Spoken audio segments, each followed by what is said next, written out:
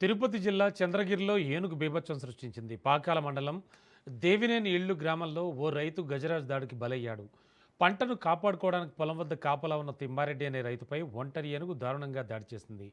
ఈ దాడిలో తీవ్రంగా గాయపడ్డ రైతు అక్కడికక్కడే ప్రాణాలు కోల్పోయాడు. రాత్రివేళ ఏనుగు శరీరాన్ని తొక్కేయడంతో మృతుడి మొండెం కాలు విడిపోయి ఘటనా స్థలం అత్యంత దయనీయంగా మారింది.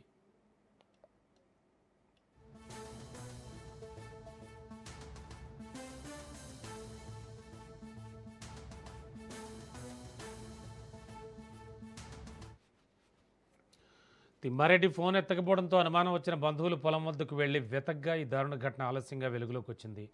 సమాచారం అందుకున్న ఫారెస్ట్ అధికారి జమునారాణి సిబ్బందితో కలిసి ఘటనా స్థలికి చేరుకున్నారు. పోలీసులు కేసు నమోదు చేసి విచారణ చేపట్టారు. పంట పొలాలపై ఏనుగులు దాడి చేస్తూ ప్రాణాలు తీస్తుండడంతో స్థానిక గ్రామస్తులు తీవ్ర భయాందోళనకు గురవుతున్నారు. అటవీశాఖ అధికారులు తక్షణమే స్పందించి ఏనుగుల గుంపును అడవిలోకి తోలాలని డిమాండ్ చేస్తున్నారు.